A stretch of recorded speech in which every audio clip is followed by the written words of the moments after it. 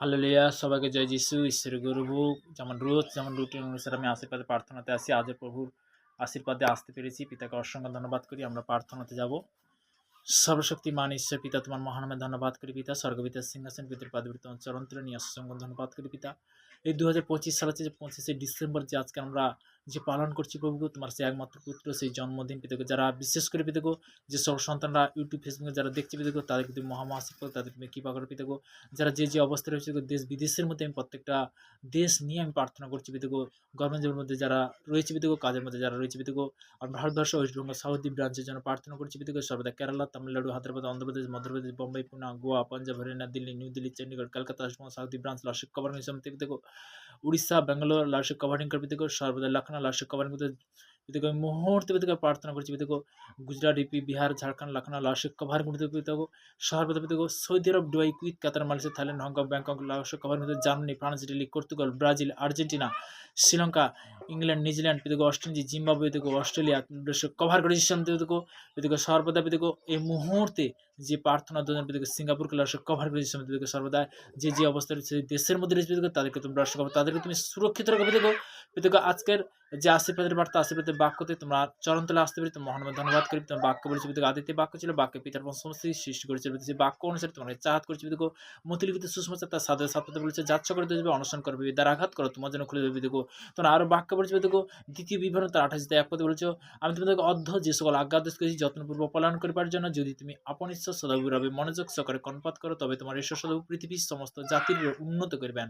আমার বিশ্বের প্রত্যেকটা সন্তান পিতাকে তুমি আশীর্বাদ করলে তাদের মধ্যে যে পজিটিভ শিক্ষা আছে 2025-2026 সাল পিতাকে তুমি আশীর্বাদ করবে আনলিমিটেড আশীর্বাদ করবে। তো আজকের বিশেষ করে পিতাকে যারা আশীর্বাদের বাক্য আশীর্বাদের বার্তায় তারা রোজ যেমন জুড়ছে পিতাকে তাদেরকে তুমি আশীর্বাদ করো পিতা পিতা পুত্র পবিত্র আত্মা নাম থেকে চাইলাম আমেন আমেন। সবাইকে জয় যিশু ঈশ্বরের গর্ব। তো তেমনি বলতে কি আমি আজকের বিশেষ করে গীত সংহিতা তার এক অধ্যায় 1 থেকে 2 পদ পর্যন্ত বাক্যতে যাব। ধন্য সেই জন যে দিনহীনের পক্ষে চিন্তাশালী বিপদের দিনে সদাবু তাহাকে নিস্তার করিবেন সদাবু তাহাকে রক্ষা করিবেন জীবিত রাখিবেন দেশে সে আশীর্বাদ পাইবে। তুমি শত্রুগণের ইচ্ছাতে তাহাকে সম্পূর্ণ করিও না। হালেলুইয়া। যে আমরা যদি শত্রুগণের ইচ্ছা তাকে আমি শত্রুগণ বলতে কি যেটা পিতার ঘৃণিত কাজ আমি সেদিকে আমি যাব কেন। তো তেমনি বলতে কি যে পিতা আমাকে ধুলিহীন থেকে উঠালো যে পিতা আমাকে সঠিক পথ দেখালো যে পিতা আমাকে সঠিক রাস্তা দেখালো তাহলে সেই পিতা আমাদেরকে আগে হালেলুইয়া ঈশ্বরের সন্তানরা আজকের সব থেকে বড় জিনিস আমরা অনেক জিনিস কিন্তু আমরা জানি না কিন্তু আজকের অনেক জিনিস কিন্তু আমরা জানতে পারছি তাই না। কখন যখন বলতে কি তুমি সেইভাবে রুটিন অনুসারে বলতে কি ঈশ্বরের সাবাতে আসবে ঈশ্বরের কার্যতে আসবে পিতা তখন বলতে কি আনলিমিটেড আশীর্বাদ করে hallelujah. Thank you Jesus name is the Lord. তো তেমনি বলতে কি যে সর্বদাই আমরা বচন অনুসারে আমরা অনেক জিনিস কিন্তু আজকের আমরা জানতে পারবো। জন লিখিত সুসমাচার তার 12 অধ্যায় 26 পদে কেউ যদি আমার পরিচর্যা করে তবে সে আমার পশ্চাৎগামী হোক তাহাতে আমি যেখানে থাকি আমার পরিচারক সেইখানে থাকিবে।